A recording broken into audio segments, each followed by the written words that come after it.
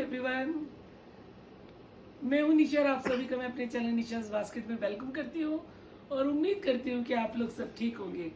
पर मैं ठीक बिल्कुल भी नहीं हूं। कुछ मेरी तबीयत बहुत ज़्यादा ख़राब हो गई है।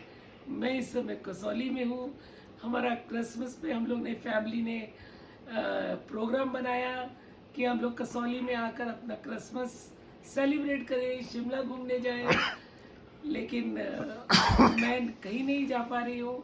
मेरी तबीयत इतनी ख़राब है, कुछ मैं थोड़ी सी सैड भी हूँ क्योंकि मालूम नहीं क्रिसमस आया और मुझे यूट्यूब ने क्या गिफ्ट दिया कि मैंने अपना 7000 सब्सक्राइबर का एक सेलिब्रेशन भी करा और आप लोगों को शेयर भी करा। लेकिन ऑल ऑफ अ सडन मेरे सब्सक्राइबर्स 1000 कुछ एकदम कम हो गए। उससे तो मैं और भी ज्यादा बीमार हो गई। मुझे समझ ही नहीं आ रहा, इतनी अच्छी जगह पर आए हैं, सब लोग घूम रहे हैं, लेकिन मैं अपने कमरे में हूँ क्योंकि मेरी तबीयत बहुत खराब हो गई। ये सोच सोच के कि ये 2024 में इतनी मेहनत करी मैं अपना व्लॉग बनाने के लिए इतनी जल्दी उठती, ये करती। सब जानते हैं कि व्लॉगिंग इतना इजी नहीं है।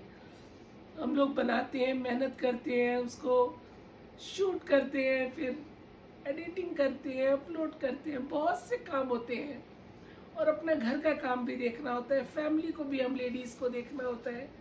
लेकिन सब मुझे ये समझ ही नहीं आ रहा कि ये हो क्या गया, किससे सवाल करूं ये भी समझ में नहीं आ रहा कि किससे पूछूं मैं कि ऐसा मेरे साथ क्यों हो गया।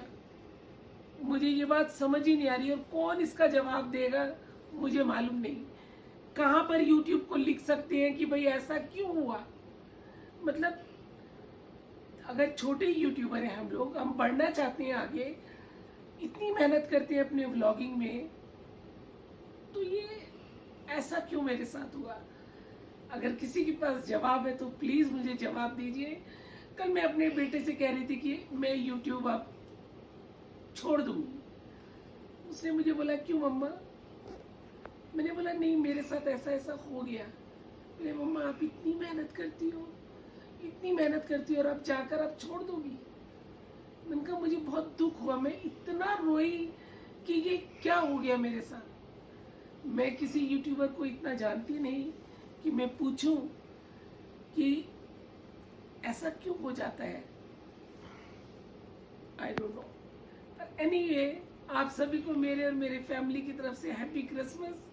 जो एक होटल के रूम में बन रहा है, मैं कोई चर्च नहीं जा सकी क्योंकि मेरा गला भी बहुत खराब है और मेरी तबीयत बहुत खराब थी। हम लोग यहाँ पर 23 तारीख को आ गए थे, 22 को चले थे, 23 को आ गए थे हम लोग।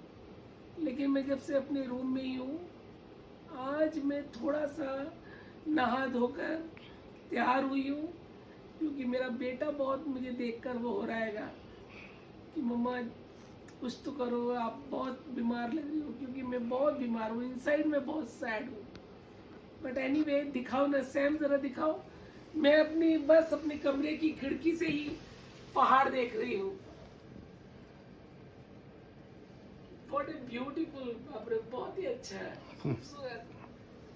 मेरे छोटे वाले भाई ने सुबह बोला कि पप्पी दीदी तो सिर्फ पहाड़ देखने आई है अपने कमरे से, और क्योंकि वो बीमार है वो सिर्फ पहाड़ ही देख रही है।